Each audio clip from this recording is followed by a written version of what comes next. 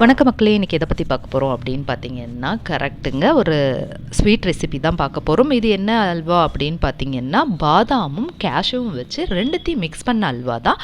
செம்ம டேஸ்ட்டாக இருக்கும். வாயில் வச்ச உடனேவே கரையிற அளவுக்கு இருக்குங்க. இந்த பாதாமை ஊற வச்சு எடுத்திருக்கேன். ஊற வச்சு எடுத்த பாதாமை நான் தோல் நீக்கி எடுத்துக்கிறேன். உங்களால் சட்டுன்னு ஊற வைக்க முடியலன்னா ஹாட் வாட்டரில் போட்டு நீங்கள் தோல் நீக்கி எடுத்துடலாம். தோல் நீக்கி எடுத்துகிட்ட பிறகு கேஷ்யூவும் ஈக்குவலாக எடுத்துருக்கேங்க. இது ரெண்டுமே ஈக்குவலாக வச்சு தான் இன்றைக்கி செய்ய போகிறோம். ஸோ ரெண்டுத்தையும் எடுத்து வச்சுட்டு இந்த மாதிரி தோல் நீக்கி நான் ரெண்டாக உடச்சி எடுத்துருக்கேன். சீக்கிரமாக அரைப்பட்டுரும் அப்படின்றதுக்காக தான். இதை நம்ம இந்த மாதிரி எடுத்து வச்சுட்ட பிறகு நம்ம மிக்ஸி ஜாரில் போட்டு அரைச்சி எடுத்துக்கலாங்க. இதில் ஒரு கிளாஸ் அளவுக்கு, குட்டி கிளாஸ் அளவுக்கு பால் ஆட் பண்ணிக்கலாம்.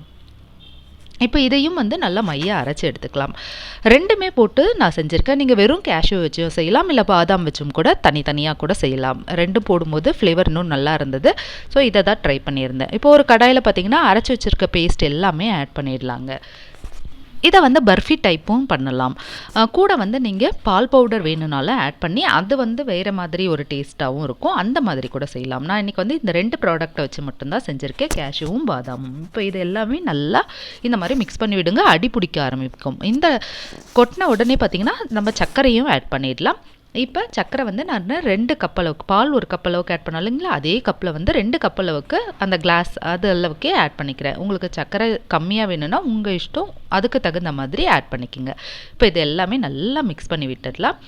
கொஞ்சமாக நீங்கள் டேஸ்ட்டு கூட பார்க்கலாங்க. உங்களுக்கு சர்க்கரை இனிப்பு கம்மியாக தெரியுது அப்படின்னா நீங்கள் ஆட் பண்ணிக்கோங்க. ஸோ இதிலெல்லாம் இப்போ சர்க்கரை மெல்ட் ஆக இந்த மாதிரி ஆக ஆரம்பிச்சிடும். இது நல்லா சுண்டி வரணும்.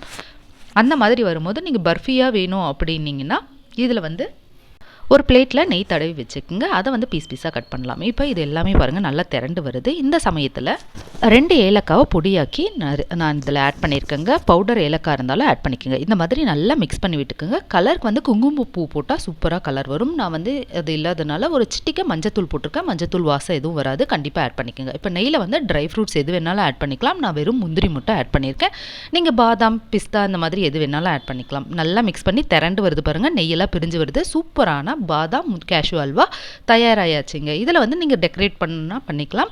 இந்த மாதிரி கேஷ்யூ எல்லாம் டெக்கரேட் பண்ணி கூட வைக்கலாம். கண்டிப்பாக ட்ரை பண்ணி பாருங்கள். வாயில் வச்ச உடனே கரையும். தேங்க்யூ ஃபார் வாட்சிங்.